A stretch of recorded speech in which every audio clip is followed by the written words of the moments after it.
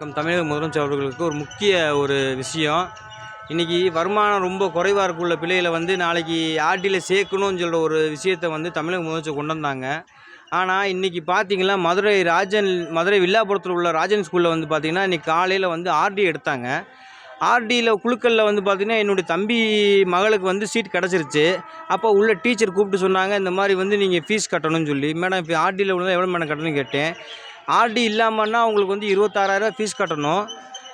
Suppose நீங்கள் 6,000 less பண்ணிச்சு 20,000 கட்ட சொல்கிறாங்க. நான் சொன்னேன், மேடம் இந்த மாதிரி இந்த இலவச கல்வி திட்டத்தில் எதுக்கு மேடம் இவ்வளோ பணம் நம்ம கட்டணும்னு நான் கேட்டதுக்கு அவங்க சரியான ஒரு பதில் சொல்ல மாட்டாங்க. அதுக்கப்புறம் நாங்கள் திரும்பியும் கரஸ்பாண்டை பார்த்து பேசினோம். அவருமே எங்களுக்கு எந்த ரெஸ்பாண்ட் பண்ண மாட்டாங்க. என்ன சொல்கிறாங்கன்னா, நீங்கள் யாரையும் போய் பார்த்துக்கோங்க, எங்கேயும் போய் கம்ப்ளைண்ட் பண்ணிக்கோங்கன்னு சொல்லி ஒரு தரைவு குறைவாக எங்களை பேசுகிற மாதிரி பேசுகிறாங்க. தமிழக முதல்வருக்கு இது கவனமாக இந்த ஸ்கூல் மீது நடவடிக்கை எடுக்குமாறு கேட்டுக்கொள்கிறோம். நன்றி ஐயா.